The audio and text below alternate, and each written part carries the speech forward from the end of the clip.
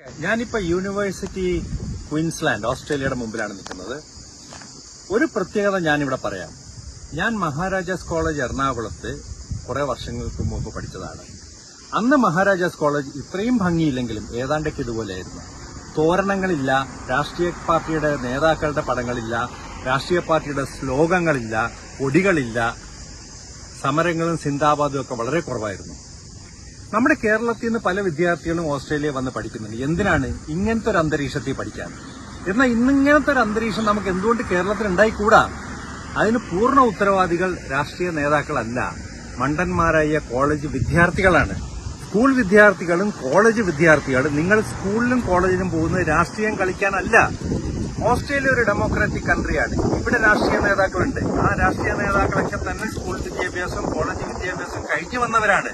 പക്ഷെ അവരൊന്നും കോളേജിൽ രാഷ്ട്രീയം കളിച്ചിട്ടോ തല്ലുകൂടിയിട്ടോ വന്നതല്ല. ഈ രാഷ്ട്രീയമൊക്കെ വിദ്യാഭ്യാസം കഴിഞ്ഞ് ഡിഗ്രിയൊക്കെ ഒരു ജോലി കിട്ടിയതിന് ശേഷമാണ് ഈ പൊതുപ്രവർത്തനങ്ങൾ തുടങ്ങുന്നത്. നിങ്ങൾ കോളേജിലും സ്കൂളിലും രാഷ്ട്രീയം കളിക്കുന്നതുകൊണ്ടുള്ള നഷ്ടം നിങ്ങൾക്ക് മാത്രമാണ്.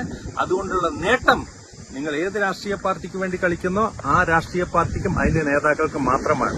ഇനിയെങ്കിലും മനസ്സിലാക്കുക, നിങ്ങൾ വിഡ്ഢികളാകല്ലേ. കേരളത്തിലെ സ്കൂൾ കുട്ടികളും കോളേജ് കുട്ടികളും നിങ്ങൾ സ്കൂളിലും കോളേജിലും സമയം ചെലവഴിക്കുന്നത് വിദ്യ അഭ്യസിക്കുക, വിദ്യാഭ്യാസ നിലവാരം കൂട്ടാനായിട്ടുള്ള ശ്രമങ്ങൾ നടത്തുക, ആശയവിനിമയം ചെയ്യുക, പുതിയ പുതിയ കാര്യങ്ങൾ, സ്റ്റാർട്ടപ്പ് ബിസിനസ്സസ്, പുതിയ ജോലികളെ പറ്റി അന്വേഷിക്കുക, സുഹൃത്ത് ബന്ധം ഉണ്ടാക്കുക, കായികമേള, കലാപരിപാടികൾ, ഇതിലെല്ലാം ആസ്വദിക്കാനുള്ള ഒരു സമയമാണത്.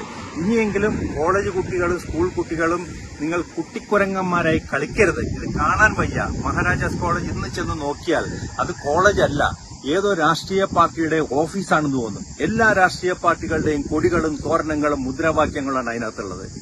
നിങ്ങൾ ഇനിയെങ്കിലും സ്കൂളിലെയും കോളേജ് കുട്ടികളെയും വിദ്യാർത്ഥികളോട് പറയാണ്, നിങ്ങൾക്ക് ഇങ്ങനത്തെ നല്ലൊരു അന്തരീക്ഷത്തിൽ പഠിക്കണോ?